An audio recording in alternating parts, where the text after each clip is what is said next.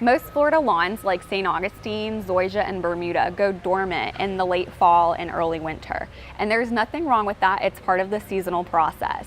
However, there's also nothing wrong with wanting a green lawn either.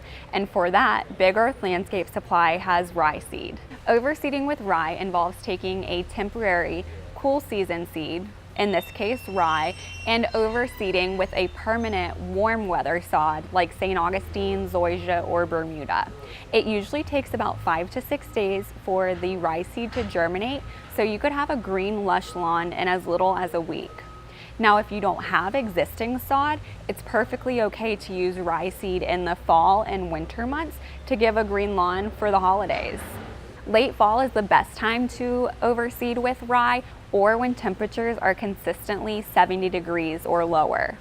The best thing about rye is that it grows really well in shade and can handle frequent mowings. Ryegrass is a great solution to your lawn in the fall and winter months, and it is very adaptable, but there are some tips and tricks that will help your ryegrass lawn succeed.